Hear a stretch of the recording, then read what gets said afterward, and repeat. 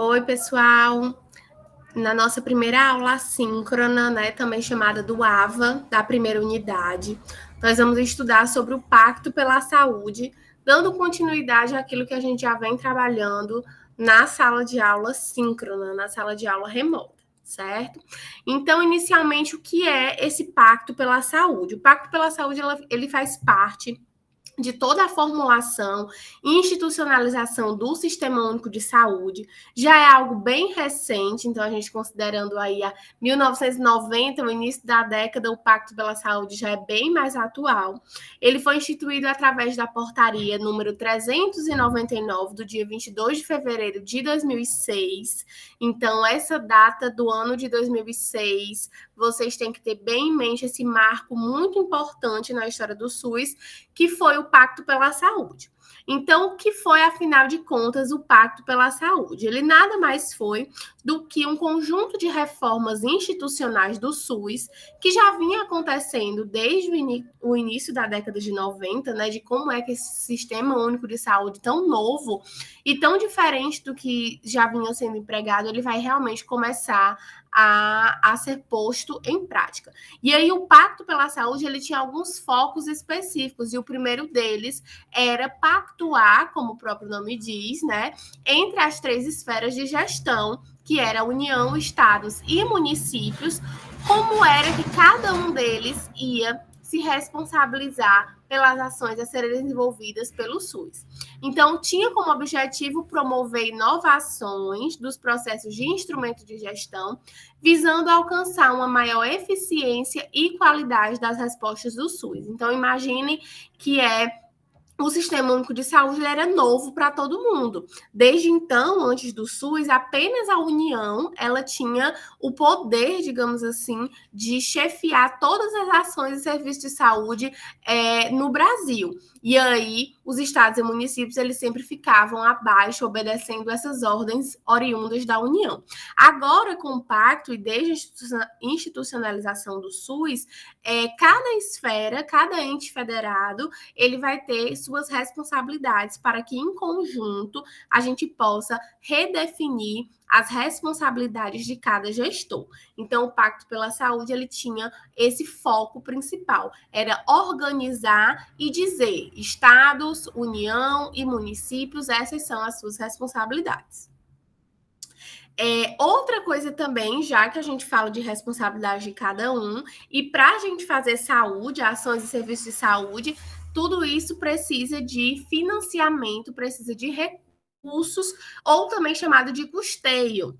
Tá? Então, esse Pacto pela Saúde, uma vez que ele redefine, ou melhor, uma vez que ele define as responsabilidades de cada esfera, ele também vai falar sobre como será a transferência de recursos federais, que, como eu falei para vocês antes do SUS, era quem tinha, né, para si todos esses recursos. Então o pacto ele vem dizer, se os estados e municípios eles também vão ter as suas responsabilidades, eles também precisam ter uma nova forma de receber essas transferências. Então o pacto ele também vem dizer que essas transferências elas vão ser agora destinadas para estados e municípios de uma maneira bem particular.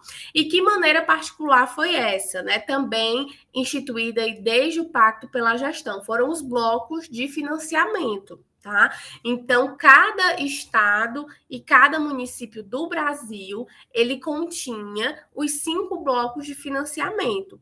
O bloco da atenção básica, o bloco da média e alta complexidade, o bloco da assistência à vigilância em saúde, da assistência farmacêutica e da gestão do SUS. Então, 5 grandes blocos de financiamento, ou seja, 5 grandes contas que esses estados e municípios eles tinham para receber essa transferência de recursos. E, claro, uma vez que eu recebia um recurso para o meu bloco da atenção básica, esse valor deveria ser destinado às ações e serviços da atenção básica, ou seja, unidades básicas de saúde, composição da equipe, materiais e insumos e etc. Então, cada bloco desse, ele realmente visava investir os recursos transferidos para cada um desses pontos, tá? O Pacto pela Saúde, gente, falando sobre isso, percebam que ele tem uma organização bem legal, né? Então, primeiro ele diz o que ele se propõe a fazer, que é dar responsabilidade para a União, Estados e municípios. Depois ele fala que União, Estados e municípios vão precisar de uma nova forma de recursos, né? Que são os blocos de financiamento. E aí ele vem também com seus focos principais, tá? O Pacto pela Saúde de 2006, ele teve dentro dele, então imagina o grande Pacto pela Saúde, dentro dele essas inserções aí, como vocês estão vendo, que é o Pacto pela Vida, o Pacto em Defesa do SUS e o Pacto de Gestão. Professora, tudo isso são coisas diferentes? Sim. Tudo isso são coisas diferentes, mas que têm o mesmo objetivo: estabelecer responsabilidades para os entes federados e também transferência de recursos. E aí a gente começa a estudar quais são as prioridades de cada um desses pactos.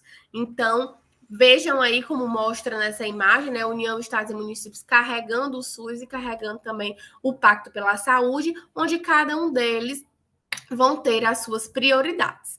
Inicialmente, no Pacto pela Vida, o que é que a gente tem?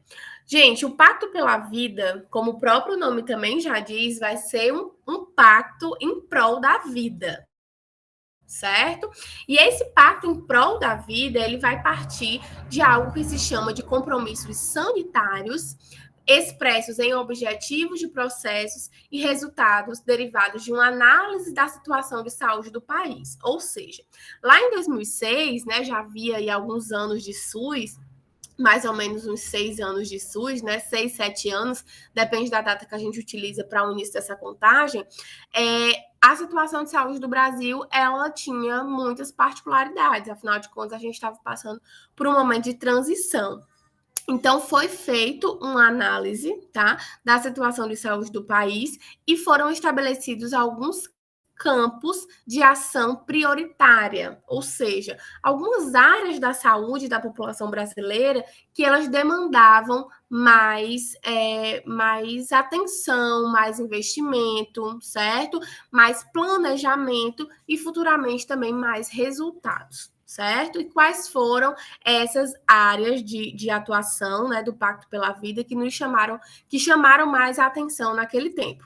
Foi a saúde do idoso, né, a saúde do idoso, que até então, hoje, a gente passa por uma transição epidemiológica muito grande. A nossa população idosa, ela é muito maior do que a nossa população jovem e adulta. Então, desde 2006, a saúde do idoso ela já vinha sendo posta em questão, em consideração.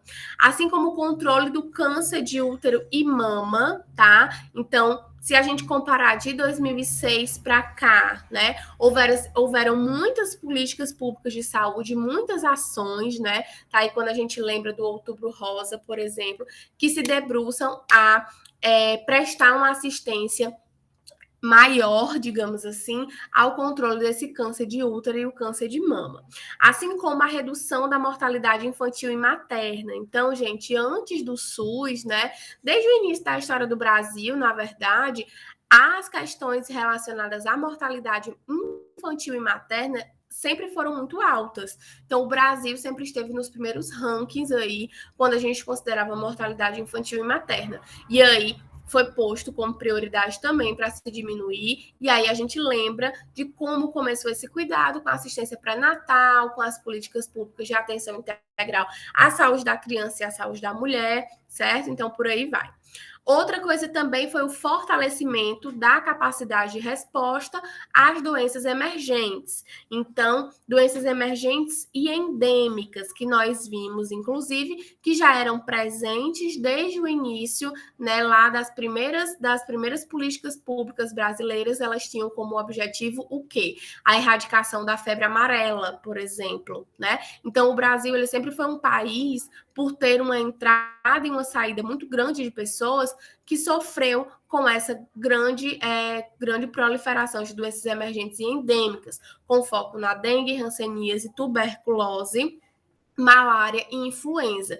Então, precisava-se ter uma atenção maior em relação a essas doenças, tanto para a prevenção quanto para o tratamento, certo? E falando em prevenção, claro, se a gente tem um novo foco aí do SUS, que é universalidade, integralidade, equidade, saúde para todos, né? Nós também temos que focar na promoção da saúde, tá? Não apenas olhar o indivíduo como aquele ser doente pelo modelo biomédico e hospitalocêntrico, mas numa visão geral como um todo e estratégias de promoção da saúde. E, por fim, uma outra prioridade muito importante foi o fortalecimento da atenção básica, certo? A atenção básica / estratégia de saúde da família, ela já vinha começando a ser desenvolvida anos antes do Pacto pela Saúde, né? Em outros estados, em alguns estados do Brasil, mas não era ainda algo difundido para o país inteiro. Então, começou-se também a se pensar na grande importância e no fortalecimento da atenção primária para, inclusive, a gente ter o controle de todas essas prioridades, desde a saúde do idoso até as doenças emergentes e endêmicas, tá? E aí, nós partimos, esse foi o nosso foco do Pacto pela Vida. Então, quando vocês pensarem em Pacto pela Vida, vocês vão pensar nas prioridades que foram elencadas, levando em consideração a situação de saúde e doença do Brasil naquela época, certo? Agora, o outro foco do Pacto pela Vida, ou melhor, do Pacto pela Saúde, foi o Pacto em Defesa do SUS. Então, pensem junto comigo. Eu sempre digo para vocês, inclusive nas nossas outras aulas. O SUS ele vem passando até hoje, tá? Ao longo dos seus 31 anos, 33 anos, por um processo de fortalecimento, por um processo de acreditação, certo? É essa a palavra. Então, o Pacto em Defesa do SUS, o SUS tinha apenas 6 anos de idade naquela época, ele precisava reforçar a importância do SUS, que o SUS dava certo, certo? E como é que tudo isso foi feito? Uma repolitização da saúde. O que é essa repolitização da saúde? É justamente começar a se soltar, começar a se distanciar daquela politização da saúde 100% focada no modelo biomédico, né? E começar aí uma nova configuração de se fazer saúde a partir do SUS.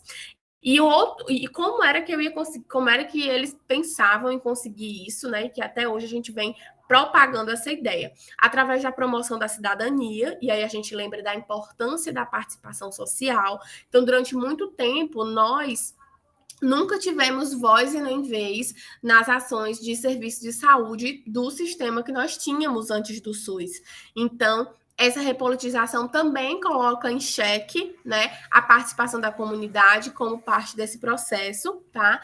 E para que isso aconteça, sem dúvida nenhuma, o que já é um objetivo do Pacto pela Vida e vem sendo reforçado aqui no Pacto em Defesa do SUS, a garantia de financiamento de acordo com as necessidades do sistema. Então, assim, antes, gente, o financiamento ele era 100% focado para ações de média e alta complexidade, ou seja, para serviços hospitalares, para serviços de alta tecnologia.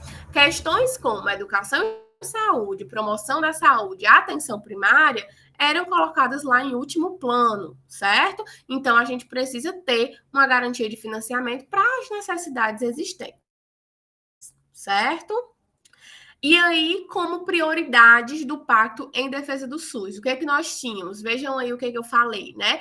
Um projeto para implementar a mobilização social, mostrar a saúde como direito de todos e dever do Estado, público e universal, que já vinha sendo propagado desde a Constituição 1999, alcançar no curto prazo a regulamentação da emenda constitucional número 29, que essa emenda constitucional número 29, ela visa o aumento do financiamento para o setor saúde, certo? E aí a gente vai ver em outras aulas que essa emenda constitucional, ela infelizmente passou por um processo que não era o que o Pacto da Saúde, o que o Pacto pela Saúde ele desejava, né?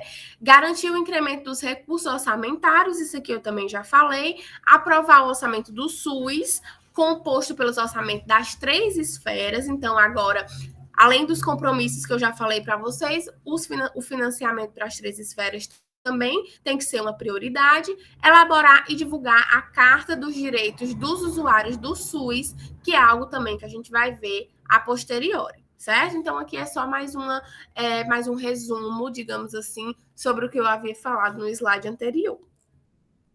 E aí nós temos também o nosso outro foco, nossa outra esfera, né, dentro do Pacto pela Saúde, que é o Pacto de Gestão, tá?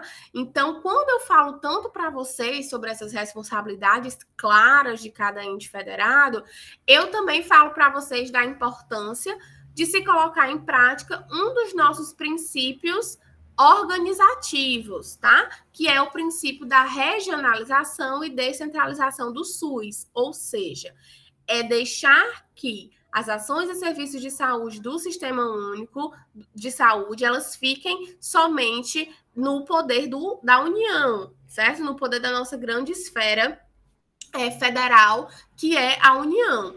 E sim, fazer isso descentralizado.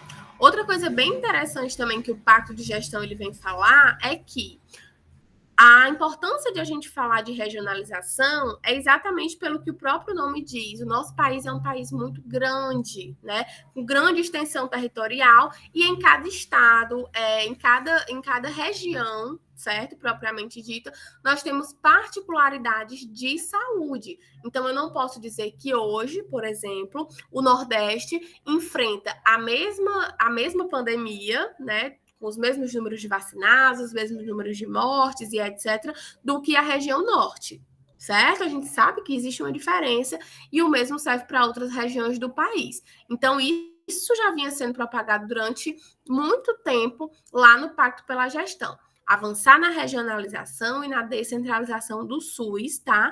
E reiterar aquilo que eu disse para vocês da importância da participação e controle social, né?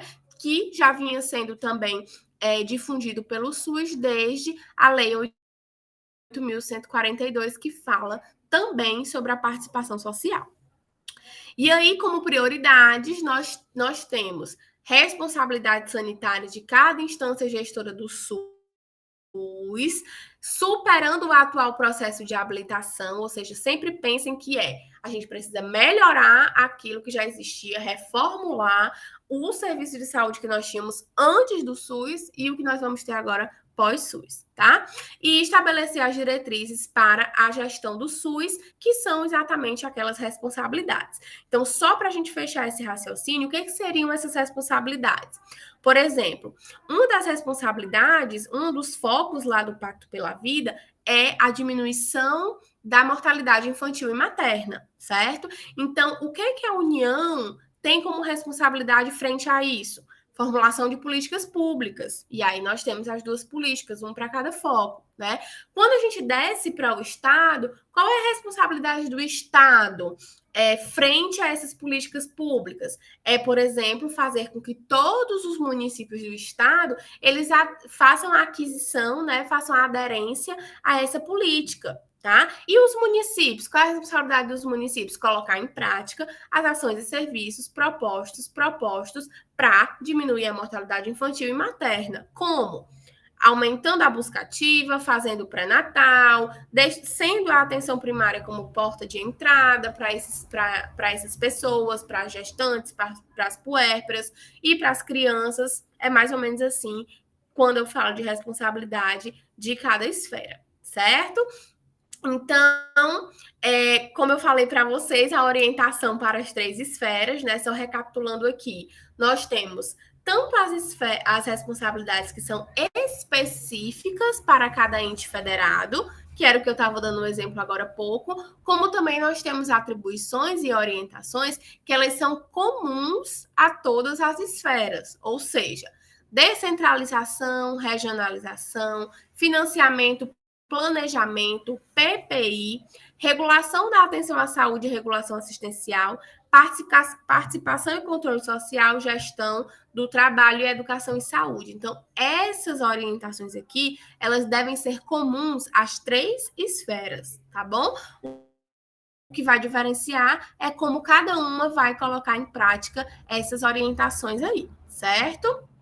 Em relação à responsabilidade sanitária, que é algo que eu falei desde o início, né, que é o objetivo do Pacto pela Vida, tá? Então, nós vamos ter um termo de compromisso de gestão feito por estados e municípios, um termo de cooperação entre os entes públicos e as responsabilidades dos municípios, estados, Distrito Federal e União. Então, esses termos aí, eles foram feitos exatamente para deixar a coisa escrita, a coisa realmente fechada de como é que vai ser daqui para frente, né? De 2006 para frente.